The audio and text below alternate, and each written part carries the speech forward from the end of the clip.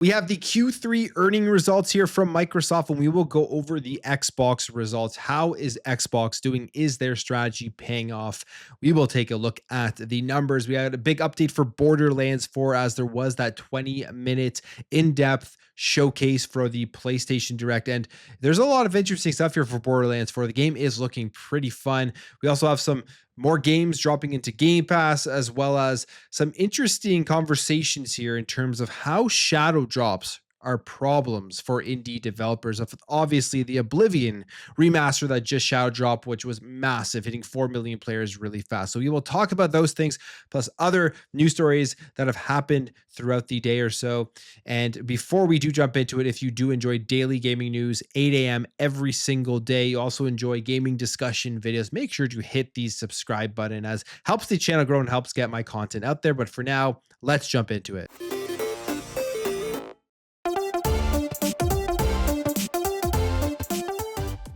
So here are the numbers that we now know for Q3 of 2025 when it does come to Xbox. They say here on the gaming side, Microsoft warned last quarter that Xbox hardware revenue would decline, and it has again. The Xbox hardware is down 6% this quarter in a period when Microsoft has been launching a variety of games into Game Pass. The overall gaming revenue, however, at Microsoft is up 5%. So even with hardware declining, which is kind of what we have been seeing across the board with the current generation of consoles as we're getting prepared for the next generation, is hardware is starting to decline, and the gaming revenue is being subsidized in other ways, which has allowed the overall percentage to be up 5%. That is going to be with the services, with Game Pass, with their subscription. In fact, it says Xbox content and services, which include Game Pass, is up 8%.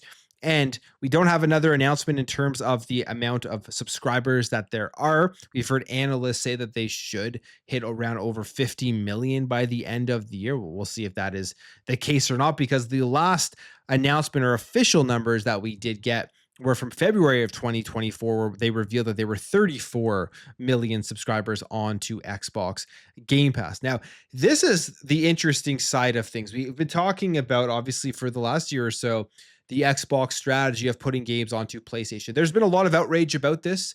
Not for myself. I've always said I don't really care whether people play on other platforms and get to play the games that I get to play in the Xbox ecosystem, but simply from the fact that it takes away some of the need and some of that brand identity of getting an Xbox by putting games on to PlayStation. And you have to ask yourself, why would they do this? Is it worth it? Why would they hurt some of their brand by doing something like this? And the answer is, it is absolutely worth it, because they are making a ton of money off of it, and they're making a ton of sales on PlayStation from PlayStation gamers. PlayStation gamers absolutely want Xbox games. They want to play them. They want to buy them.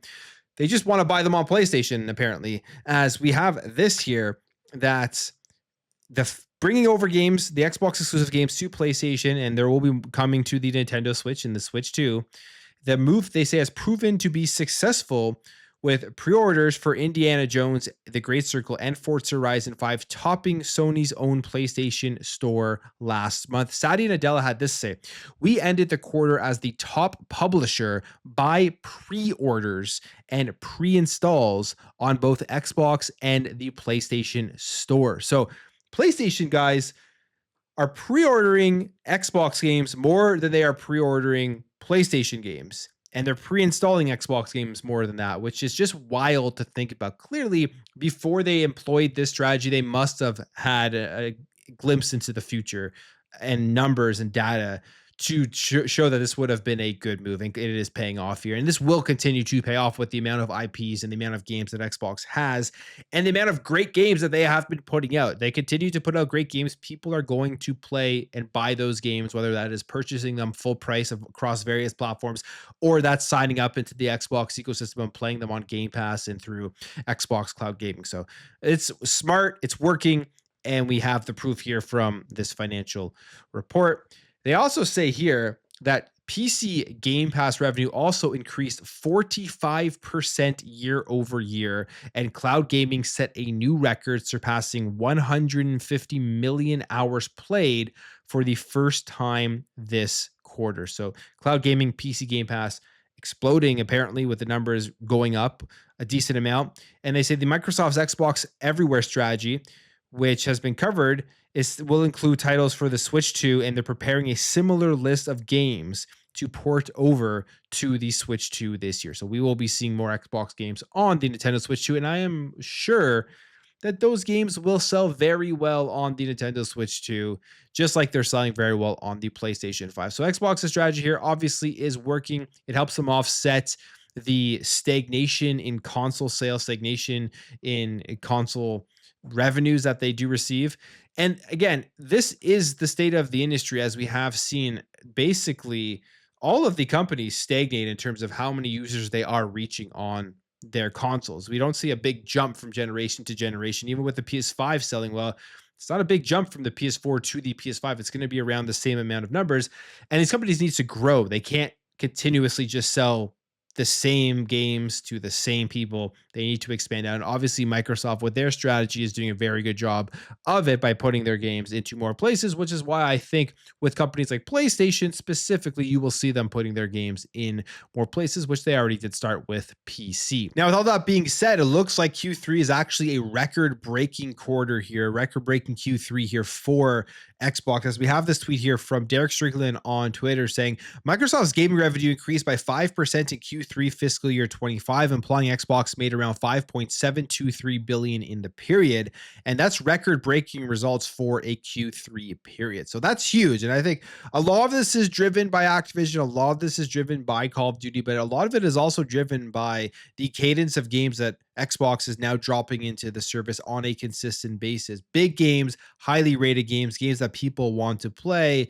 And if they continue to do this, this will help them, I think, continuously grow, expand, and will probably be breaking more records for their upcoming quarters. Now, we also got some big information here for a major game coming out this year, and that is Borderlands 4. There was a 20-minute gameplay deep dive video. Go check it out for yourself if you want to watch the actual video itself and the content within. The game looks pretty good, looks pretty fun. I like Borderlands. They are fun games to play. I will check out Borderlands 4 at some point, but here is what you need to know about this presentation. 20 minutes, and the game was running on the PlayStation 5 Pro. They showed 2 of the game's 4 new Vault Hunters and introduced some new weapons and showed the game's new planet Kairos. And the Vault Hunter shown were Vex, who is a siren who can either power herself up or manifest deadly shades to fight alongside her, and Rafa, an exo soldier who wears an exosuit, which can create an arsenal of weapons. Other features that were shown in the game was the ability to glide and wall climb and ride a new vehicle called the Digi-Runner, which all looked pretty cool. And we also heard here that Borderlands 4 shipping early is 100% the result of confidence in the game and the development trajectory, backed by actual tasks and bug find/fix rates, and has nothing else to do with some other speculation that I even was speculating about. Randy Pitchford coming out here and saying the decision is literally 0% about any other product's actual or theoretical launch date. And obviously he is referring specifically here to the actual or theoretical launch date of Grand Theft Auto 6. That was kind of my theory as to probably why they were moving this date. They may have some more information as to when that game is releasing, because they're moving it up 11 days. Does it make any difference whatsoever? Probably not. I don't think it's going to affect sales or put it in a better spot financially, commercially, but they're deciding to do this. And I feel like that only happens if there is a real reason behind closed doors, besides the game just being ready to go. For 11 days, it just doesn't really make too much sense to me. But Randy Pitchford here saying it has nothing to do with the theoretical or actual release dates of other products, which he is referring to, I would assume, Grand Theft Auto 6. So we'll see, but the game looks cool. So go check out that presentation if you are interested in Borderlands 4. Now, we got the Oblivion remaster Shadow dropped on us. It was a big event. There was a lot of rumors leading up to it. And then when it happened, everyone was extremely excited. The internet exploded in happiness about this game coming out, as there is a lot of nostalgia when it comes to Oblivion. It is a phenomenal RPG, and the remaster was done very, very well by Virtuous graphically and everything. Looks like a remake, but they're calling it a remaster. But of course, shadow drops, they have interesting effects on the industry. They have interesting effects on games that potentially we're going to release in that time period of the shadow drop, especially if it is a big game like Oblivion Remaster. And an indie publisher here saying that the latest shadow drop was a problem for them.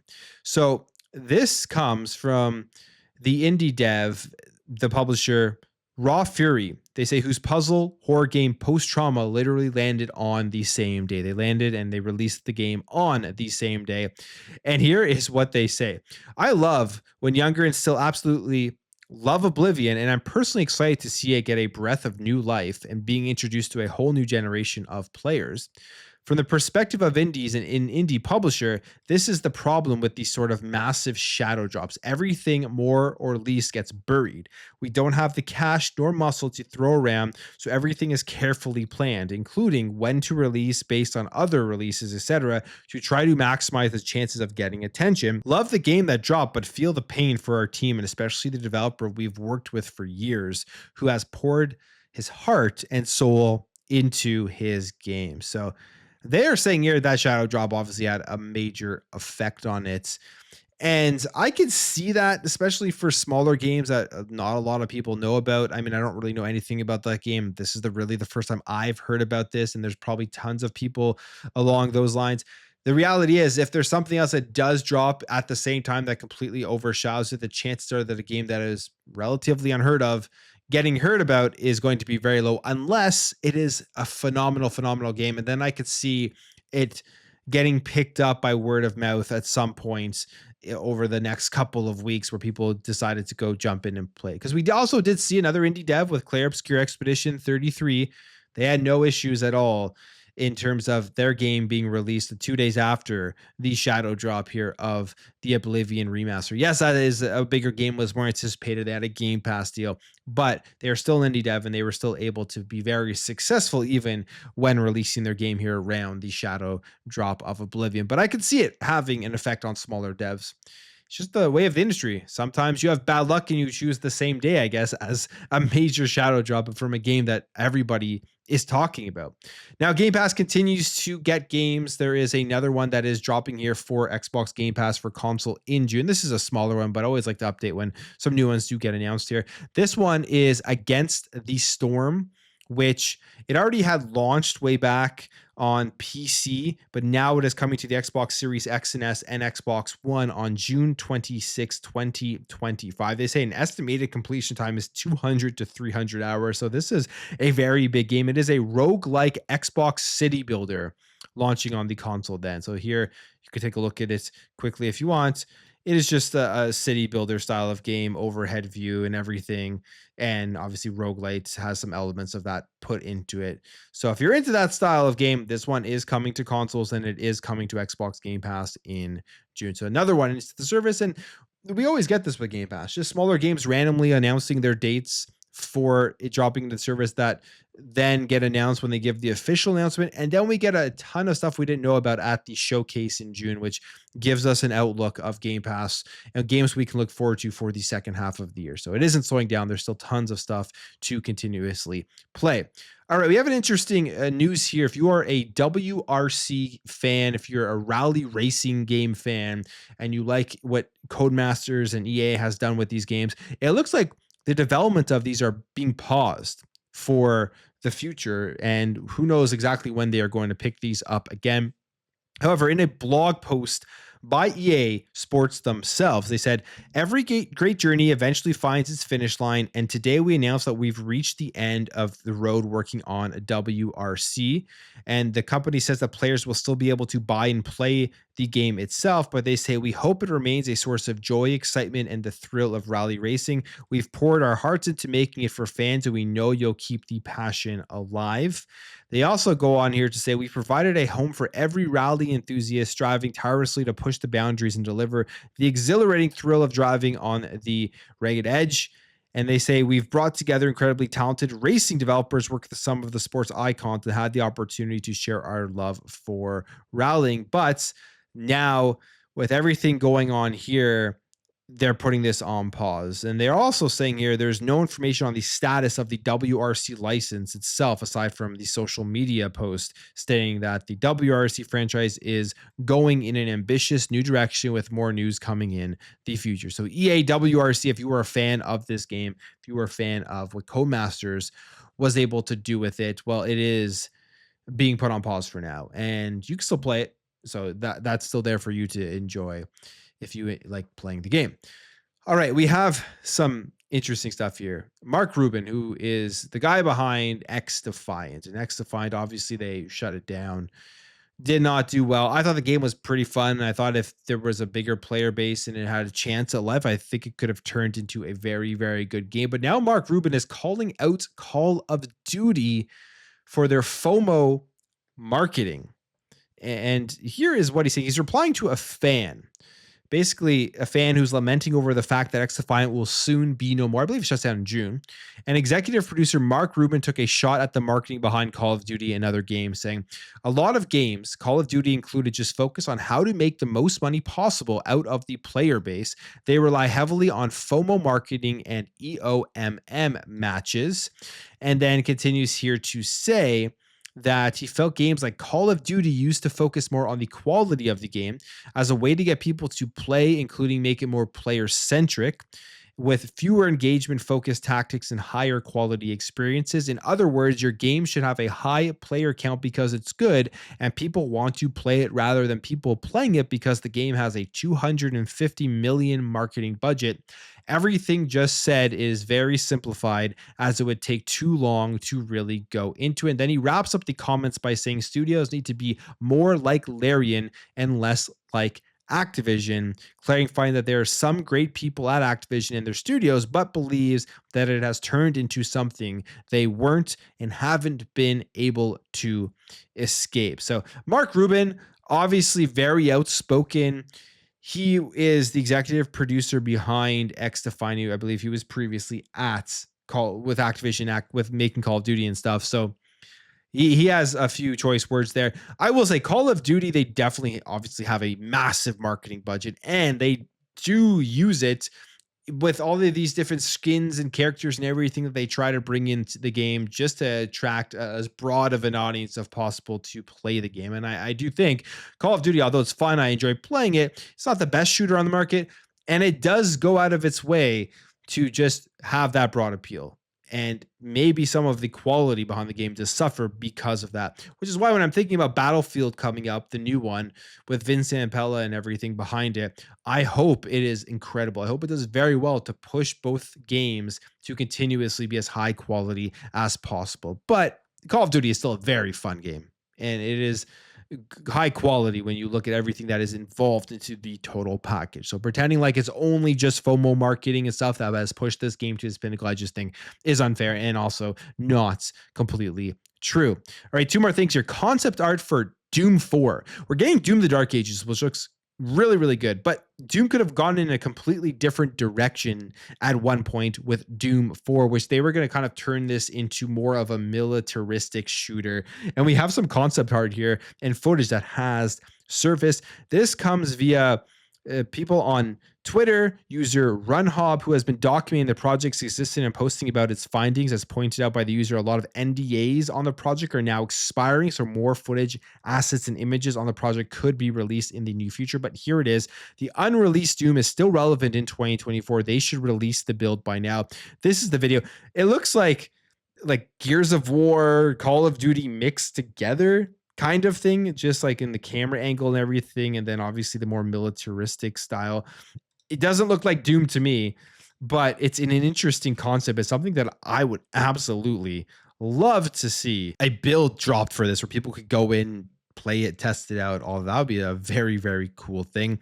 There was also Doom 4 birthday props. You can find the assets in Doom 2016 and Doom Eternal in game as developer Easter eggs. So this is some of the Easter eggs, the the birthday stuff that was going to be there for Doom 4. I'm sure we'll get more of this because, like he said, the NDAs are expiring. So I think we will eventually end up getting more looks at this game. But it'd be super cool if they ever just dropped a build for people to go in and play. And then finally, we have the roadmap here for Assassin's Creed Shadows for those interested in what is to come with additional content. They did put this out here, and here was what we can look forward to. In early May, there will be the first story drop, a new free quest, The Works of Louis Frois, a codex update and quality of life improvements. In late May, again, this one's free, or the first 3 here are free. In late May, you have the first special collaboration parkour update, height gaining back ejects, height gaining side ejects, new vertical ledge jump, and a photo mode update. In June, the second story drop, a new free quest, new ally for your league, new difficulty settings, gameplay immersion options, open world alarm system, headgear in cutscene options. And then there will be even more additional content that is free that will be coming out, like New Game Plus, new story drops, special collaborations, codex updates, animus content, and new rewards. And then there will also be optional paid content for store drops and the Claws of Awaji expansion. So lots of free content here coming to Assassin's Creed Shadows, which is already a phenomenal game. So cool stuff there. This game will be living for a very long time. But that's it for me. I am going to end the video there. If you did enjoy this video, hit that thumbs up. If you are new here, hit that subscribe, and I will catch you guys in the next video.